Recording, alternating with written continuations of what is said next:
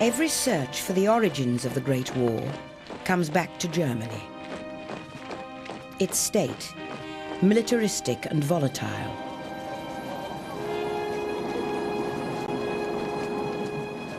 Its people, modern, industrious, and determined to better their position in the world.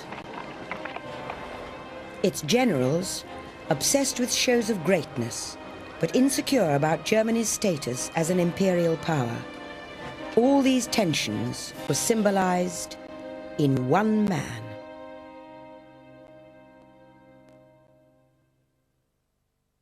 The Kaiser, Wilhelm II, the figurehead of German imperial ambition. He was destined to be the living emblem of national pride.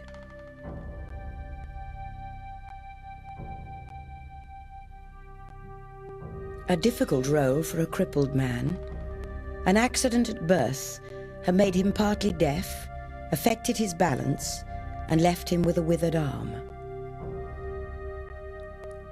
What medicine could not improve, Wilhelm's parents had hoped discipline would. Their son's tutor, Dr. Georg Hinspeter, was to make no allowances for his pupil's arm.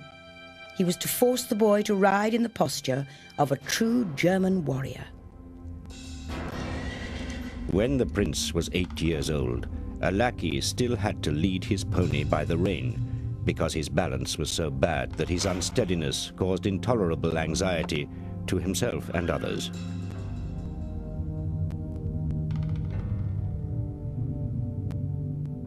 It had to be overcome, no matter what the cost. Therefore, I set the weeping prince on his horse, without stirrups, and compelled him to go through the various paces.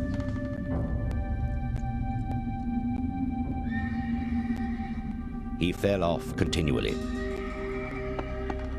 Every time, despite his prayers and tears, I lifted him up and set him upon its back again.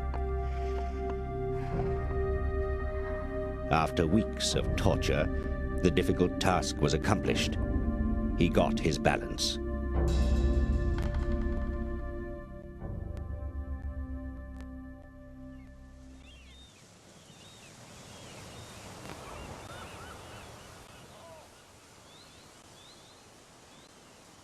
England was where the young Prince Wilhelm found an escape from such humiliations. As a grandson of Queen Victoria, he frequently visited her seaside estate at Osborne on the Isle of Wight.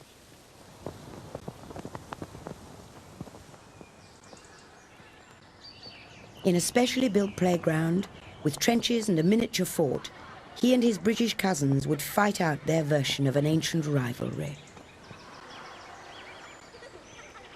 It was here that he began a lifelong obsession with the sea. I had a peculiar passion for the Navy. It sprang, to no small extent, from my English blood. When, as a little boy, I was allowed to visit Portsmouth and Plymouth, I admired the proud English ships. There awoke in me the wish to build ships of my own like these someday, and when I was grown up, to possess as fine a navy as the English.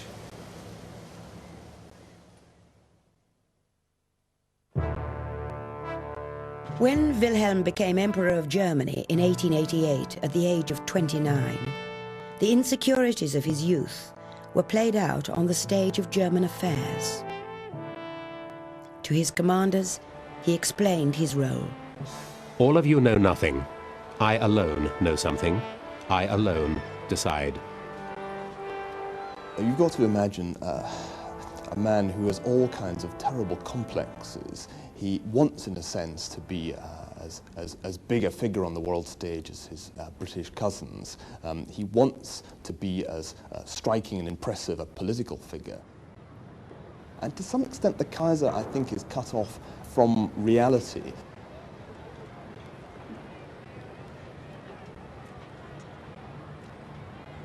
Wilhelm's dreams of naval glory were exploited by German admirals who longed to match the sea power of Britain.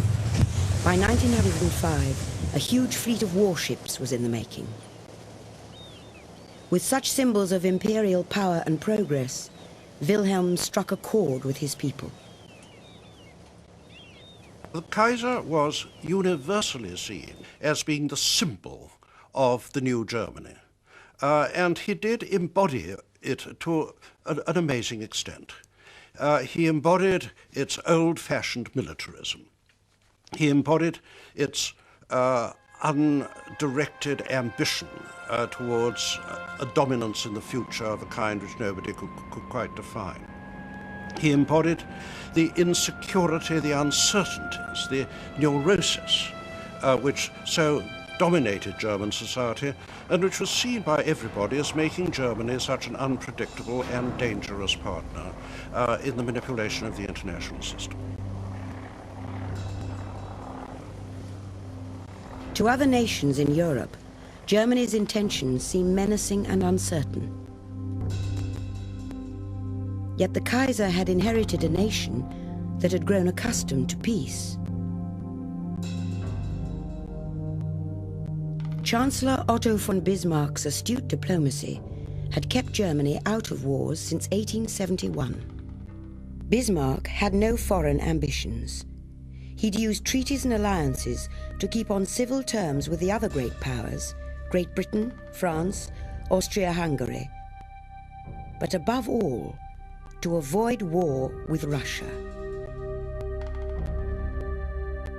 But Wilhelm had no respect for Bismarck's delicate balance of power. The Kaiser felt that he represented the new Germany. Quite where Germany was going to go, he didn't know, but at full speed ahead. Wilhelm sent Bismarck into retirement and abandoned the treaties. Military expansion replaced diplomacy. His announcement that Germany would build a new navy had turned a potential ally, Great Britain, into a potential enemy. And now, in 1912, a massive expansion of his army, making it the most powerful in Europe, challenged Russia and France. Germany had only one reliable ally, the fragile empire of Austria-Hungary, ruled by the aging emperor, Franz Joseph. Germany felt increasingly surrounded and as insecure as its ruler.